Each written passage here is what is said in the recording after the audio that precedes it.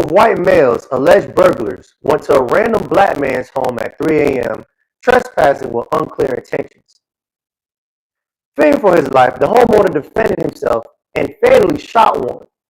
One of the suspects told police that they were doing a ding-dong ditch prank, and the innocent black homeowner was arrested. Well, we all know how this go down. If them kids was black, sure as hell, they would have said that they were breaking and entering, trying to burglarize. The homeowner would have been put on TV. They would have gave him a gold medal, protect your home award. Then he would have got a discount off of any home security camera, new policy that came out. they would have went the whole nine to show how great of a citizen this homeowner was if he was a white homeowner and those were black kids playing this game. And first of all, what the hell kind of game of ding dong ditch is this? I thought ding dong ditch, the whole point of ding dong ditch was to ring the doorbell. Isn't that where the ding dong come from? Ding dong. It don't sound like nobody heard ding dong. It sounds like somebody heard someone breaking and entering. Hey, that's crazy. And even if he goes to trial and he wins his case, which I'm hoping he wins his case. I'm hoping he wins this case. That even if he does win and he gets off, it's still the message. It's funny because this whole week is just full of messages. It's just the message behind the system that makes us feel crazy when we say things like racism still exists. The system is rooted in racism, and everybody says, "Oh no, it's not. No, come on, no, it's not."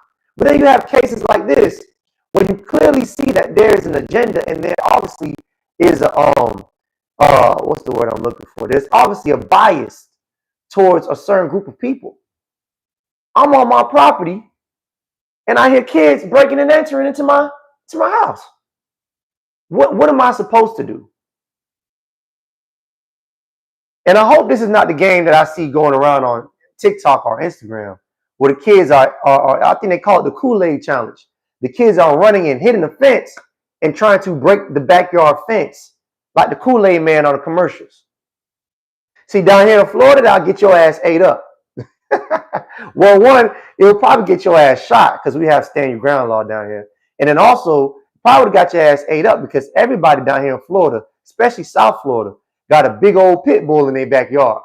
So yeah, there's gonna be some waiting for you. Think you're the KoolAid man? There's gonna be some waiting for you in that backyard. Yeah, a big old dog with a big old head and a mouth full of just teeth shining at you. Just can't wait to see you in that backyard. They know better. But anyways, what's going on there, everybody? Welcome back to episode 2 of Come On Knows. Thank you for rocking with me with episode 1. Episode 1 was a success. And don't forget, if you guys want to support and help the channel, go ahead and hit that description box and hit that Zelle and that Cash App and go ahead and send that dollar. That's right, just $1 if you can. This is to keep us motivated to keep coming on here, keep going on live every Sunday, Monday, and Friday to give you guys a game that we think that you guys need and think that you would appreciate. Anyways, so like I mentioned, this week has been nothing but just full of messages. The biggest message that we got from this week was from Mr. Rodney Hinton Jr. And his case is the perfect example of the perfect message. I kind of sort of wonder what was going on in Mr. Rodney's head when he went into that police department to watch the body cam footage of his 18-year-old son, Ryan Hinton, getting unalive. What was going on in his head just watching that film? Maybe he thought that evidence wasn't sufficient enough. Maybe he thought the evidence wasn't enough to say that they had a right to kill his child. You know what I'm saying? Maybe the car being stolen wasn't a good reason. Especially now, since there's speculation saying that the car was actually, in fact, not stolen at all. Some say that the car had missing payments on it. Or maybe it was the fact that when they said that he had a gun, when a police officer who was 30 yards away claimed that the boy had a gun, that the gun probably wasn't clear enough in the body film camera that they showed Mr. Rodney Hinton. Could it have been an iPhone that Mr. Rodney had dropped? Mr. Ryan had dropped. It could have very much been an iPhone. If I was in that same situation and I dropped my phone and I'm trying to get away from the police, I'm scared. Best believe I'm picking up my phone. This iPhone 14, this iPhone 16 Pro Max, I'm picking it up. I'm picking it up and it's coming to jail with me until they take it away. How do we know it wasn't an iPhone? All we know there was a black figure on the ground. We can't have a clear picture of what it was. He picked it up and he ran. Or just maybe it was the fact that there wasn't a clear evidence of when the police said that he pointed the gun at him. Maybe Rodney was confused. He couldn't see where his son pointed the gun at the police. I wonder what was going on in his head. Or how about this fact? How about the fact where we can't see any gun anywhere? There's no clear picture or video of the gun, just speculations. But all of a sudden, when his son is dead, there's a gun that's on the ground. Maybe that wasn't enough for Mr. Rodney Hinton Jr. Because at the end of the day, they didn't find the gun on Ryan. The gun was clearly seen after the fact he was shot. What we call that, we don't call that evidence. That's what you called officer's testimony. Yeah, it's an officer's testimony. That's all that is. It's not clear evidence. Maybe that wasn't enough for Mr. Rodney Hinton Jr. But what was enough was Mr. Rodney Hinton Jr. going out and unaliving an innocent cop who had nothing to do with his son's murder. Wow. This is deep, y'all.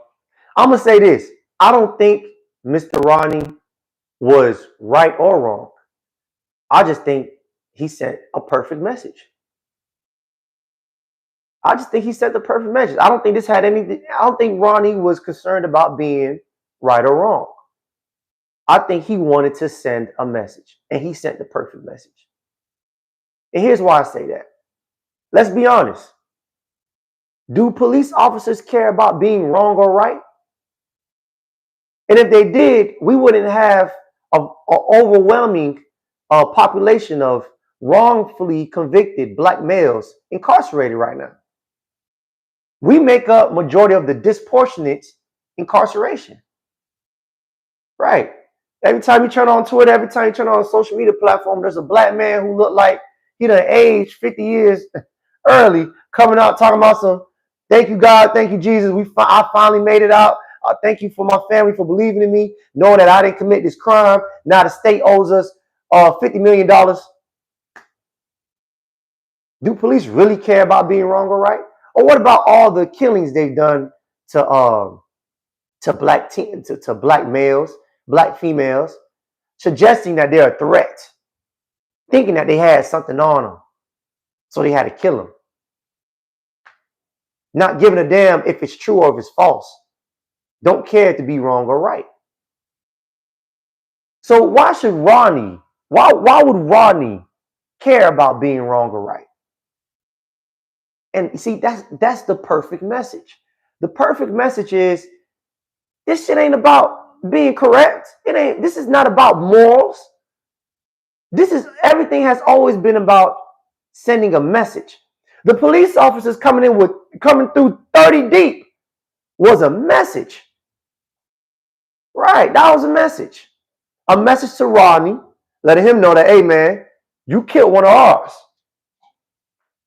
You killed one of ours, and we're not gonna let that slide. Y'all seen that one white police officer standing nodding his head at Rodney like this? Yeah. Boy, I can't wait till we get you in that back cell. We're gonna do some things to you. Boy, that booty hole about to be this big. Boy, we can't wait. Yeah. You could just see it in that police officer's face. That he just can't wait to get to Mr. Rodney Hinton Jr.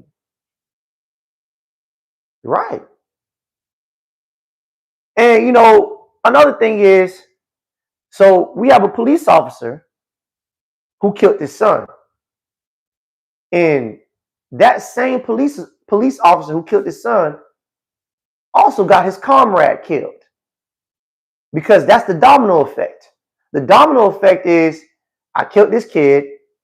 I told people that he was pointing a gun at me, although I don't have the body cam to prove it. That's what I thought, and that's why I felt like it was okay to shoot the kid from the back. Really, what could have also happened was maybe I was just too fat to chase the little nigga down the street.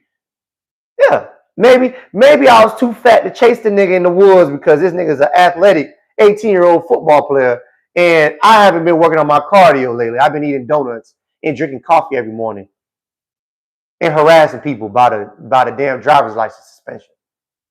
That now when the call of action comes, when it's time for me to show my athleticism, I can't keep up with Mr. Ryan Hinton, so I got to shoot him in the back to stop him and say that he was pointing a gun at me, even though he was running past me sideways. I'm talking about shoulder blades facing him. And oh my bad, I kind of stared off a little bit. So the domino effect is, who do you think this innocent police officer's family is really going to blame? Sure, they're going to blame Rodney. Of course, they're going to say Rodney's a horrible person, and their hearts are going to feel a certain kind of way about Mr. Rodney Hinton. But this innocent police family also are going to look at this police officer. I guarantee you they're going to look at him and say, it should have been you. He should have killed your ass. Not my father, not my husband, not my brother. He should have killed you. That's the weight that's going to be on this police officer's hands now. Because he's responsible now for 2 lives. Not only Ryan's life, but also the police officer's life that was innocently just directing traffic. This one officer is responsible for 2 lives right now. So when people say, why did Rodney just kill that one officer? I'm going to have to say, well, I don't think he was wrong or right for killing the innocent officer, but I don't think his message would have gotten across as good as if he would have killed the officer that killed his son or unalived his son. Yeah, I don't think that message would have gotten across if Rodney Hinton were to get the officer that unalived his son. The fact that he went to the innocent cop and unalived him speaks volumes. It speaks volumes because the impact of this sits in everybody's hearts just a tad bit more. It even make me say, damn. Goddamn. Shit. The man was just working his regular job. But isn't that how we feel all the time, every time we turn on the TV and we hear about an innocent black male or a traffic stop or a misjudgment of call, assumed to be a threat, wasn't a threat? Black kid on the TV getting shot, getting gunned down, unalived. We hear that story, we say, goddamn. We say it all the time. But when it's time for them to say it, right. When it's time for them to say it, it's an issue. Now, give me 1 second. And I want to make this last point. I want to say the origins of the police wasn't to stop crimes. I think we need to get that out of our minds, that the police are here to stop crimes. No. The police are here to maintain order. There's a difference between stopping crimes and maintaining order. Maintaining order is not really it's not really dedicated to stopping crimes. Maintaining order is just that, keeping everybody in check, in line. Right. Remember, the origins of police started off with slave catchers running, and they consider that a crime, or they consider that to some degree being going against the system. Going against the system was running away as a slave.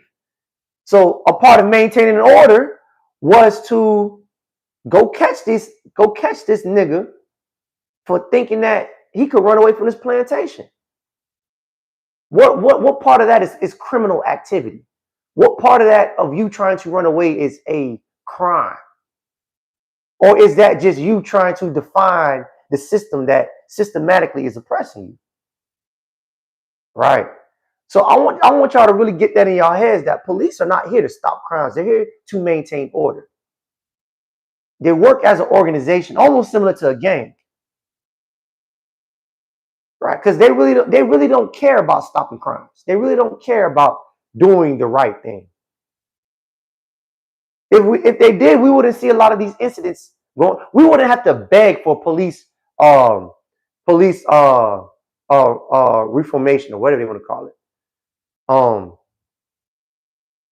We wouldn't have to beg for that. I can't think of the reform. Police. We wouldn't have to beg for police reform. That's something that would have came naturally because you're dedicated to stopping crimes. No. You're dedicated to maintaining. And the moment we realize that, the moment we'll realize that maybe we should do something similar. How do we keep the police in check? The same way they've been keeping us in check. How about we send a message? The perfect message. That's all I got for today, y'all. Anyways, like I said, hit that comment section below, like and subscribe, and let me know what you think. If what I'm saying is factual or capital, and don't forget, if you want to help support the channel, go ahead and hit that description box down below.